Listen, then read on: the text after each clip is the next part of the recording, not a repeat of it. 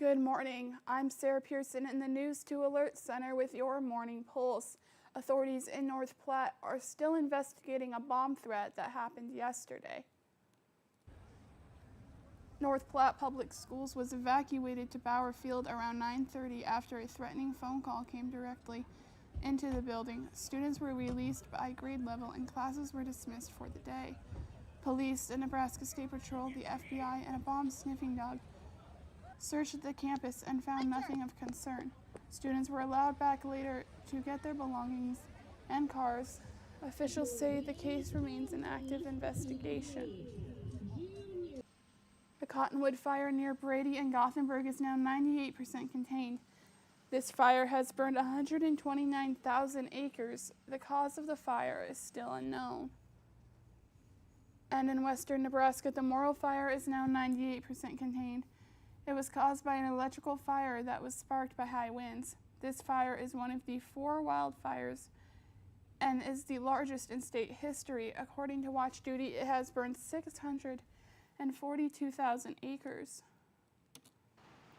And the Road 203 fire within the Nebraska National Forest has burned 35,000 acres across Thomas, Custer, Logan, and Blaine counties.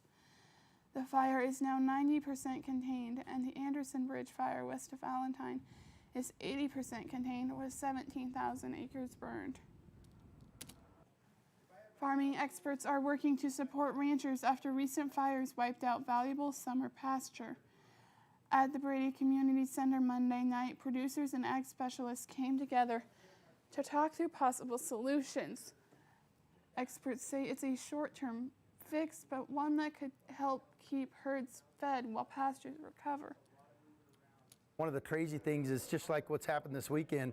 You know, we saw 100 degrees in a lot of places in March, and that's just abnormal. So as we keep getting these dry weathers, it's just making it harder and harder on plants and our grasses. And as these fires keep popping up, we're just going to see things that's just going to make it a lot more difficult. We definitely need some rain.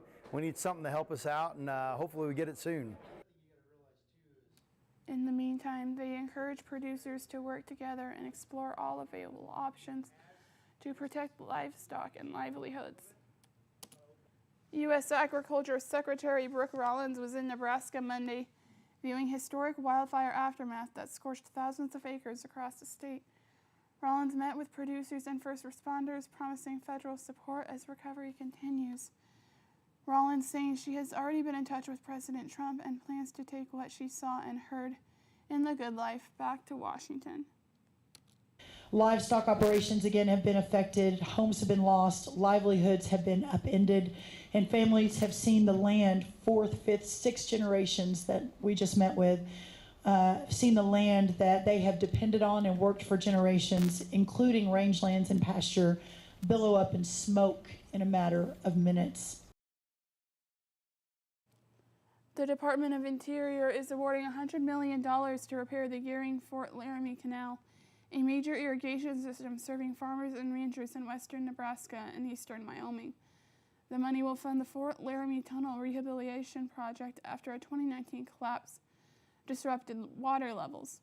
Nebraska U.S. Senators Deb Fischer and Pete Ricketts, along with Nebraska Congressman Adrian Smith, called it a critical investment for agriculture, saying they will continue working with the Trump administration as repairs move forward. Husker baseball hits the road tonight as they take on Kansas State. Nebraska is red hot, having won 13 out of their last 14 games. That performance earned them a number 24 ranking this week, according to D1 Baseball. Tonight's first pitch is set for 6 p.m., and the game can be seen on ESPN+. Well, hi, everybody. Good morning to meteorologist Travis Klineski here on this Tuesday morning, the 24th day of March. It's hard to believe we are just 1 week away from the final day of March here and moving into April, and hoping that maybe April brings a better chance of some nice spring showers to our area, because there's just not much in store between now and then here. And as you look at the forecast, there isn't going to be much to talk about futurecast-wise when it comes to precipitation. But let's take a look at our futurecast here. And again, there are some clouds mixed with a little bit of clearing this morning. I think we get a little more sun as the day goes on. There'll still be a few fair weather clouds out there this afternoon. Breezier southerly winds over the eastern half of the area right in here. But out to the west, more of that northwest wind, and it won't be quite as strong in these locations here. Heading into tonight, the weather looks to be pretty quiet with partly cloudy skies. There is a warm front right in this general vicinity here that'll push a few clouds through. That warm front will flip our winds out of the west and eventually the northwest, and we're going to really heat up for your day on Wednesday. We're talking about record high temperatures. It's already warming up quite a bit today, but we're talking about record heat on Wednesday. Breezy winds as well, very dry conditions. The fire weather threat will be back with the low relative humidity out there. And then tomorrow night, still going to be that threat because the winds will actually start to turn and become quite blustery in northern Nebraska late in the night up here. There's a cold front that'll be entering the picture in northern Nebraska, kind of about right there by 7 a.m. on Thursday morning. That will slide southeastward as the day goes on, and that's going to bring in some brisk or blustery north and northwest winds. There is going to be a little bit of moisture as well. That's kind of the beginning of it right here. Some very, very light rain that will slide southward behind that frontal boundary, and we do have a slight chance of seeing some limited moisture across the area. Thursday, but I think more so Thursday night into Friday morning, it doesn't look like a big deal right now. This is extremely limited moisture that's on the way. Well, looking at the red flag warnings, the fire weather threat basically starting tomorrow. Today is not going to be too bad. Tomorrow, red flag warnings in western Nebraska starting at noon Central Time, so it's 11 a.m. Mountain Time. That'll continue until 10 o'clock Mountain Time in western Nebraska. That's the Cheyenne National Weather Service. The North Platte and Goodland National Weather Service, they have not upgraded to a red flag warning yet, but they do have fire weather watches out. They're virtually the same thing. It's all about the time frame, basically. But again, these will start tomorrow late morning, 11 a.m. Central Time, and they will continue. It expires in southwest Nebraska, the Goodland National Weather Service right here for these three counties. It expires at 10 p.m. on Wednesday. But for the rest of these counties right here for the National Weather Service out of North Platte, it expires at 5 a.m. on Thursday. So even overnight, there's still going to be threat. We're looking at relative humidity dropping around 10 to 20% during the daytime especially, and the winds are going to be breezy out there, maybe gusting to 30 miles per hour. And then overnight, when that front starts to come through, could gust up to 35, maybe 40 miles per hour. And so that wind could continue to be quite strong even into the nighttime hours. It's going to be quite warm today, upper 60s, 70s, and lower 80s, warmer the farther southwest that you go. Overnight tonight down into the 40s for most, maybe a few spots into the upper 30s, maybe a few staying around 50 degrees for overnight lows on Wednesday, or Thursday night, or Tuesday night into Wednesday morning, I should say. Excuse me. As we look ahead to your day on Wednesday, we're talking record heat. Records are back. We should crush records in the Tri-Cities and especially North Platte. Lincoln, your record's 91. I think we could get there as well on Wednesday. So lots of low and mid 90s over the southern half or so of the area, and then mid to upper 80s up north. Cooler air will start to dive south late Wednesday night into Thursday morning, but most of us will see a very mild night overnight Wednesday night. And then during the day on Thursday, you can see the cooler air beginning to slide south. So much cooler in the north and northwest, in the 50s, even some 40s in northwest Nebraska, but 60s and 70s to the south and east. In fact, to the far southeast, even some lower 80s still. Now much cooler by Thursday night and the Friday morning. Most of us are down into the 20s and lower 30s, so we'll fall back below freezing. And Friday looks to be our coolest day for the rest of this weekend, for this 7-day time frame, basically, as we are looking at 40s for the most part, or 50s for the most part for the day on Friday. So let's take a look at that extended forecast. And again, temperatures will be trending downward at the end of the week. Small chance of moisture Thursday night, early Friday morning in the form of some light rain that may try to mix with snow. I don't think it's a big deal at all. After a cool day on Friday, we begin to warm up on Saturday. It's going to be windy again on Saturday. And then Sunday and Monday, quite warm again. So it's going to be a warm start to next week up into the 80s. Then we'll cool back as we begin the month of April with perhaps some moisture to talk about down the road. We'll cover that in just a bit. Looking at North Platte. Again, quite warm today. Your record today is 82. It's a little lower today, so we're going to be within about 4 degrees of the record. The other locations, we're not going to get there, but if we overachieve, maybe getting to a record high. I don't think we'll get there, though. But tomorrow, certainly a record high of 84 degrees. We're going to be pushing low 90s tomorrow. Windy, cooler on Thursday. Thursday evening, a slight chance of light rain that may try to mix with some snow. Our coolest day will be on Friday, and then a little bit warmer and windy on Saturday. Sunday, very warm conditions. That warmth will continue into your Monday.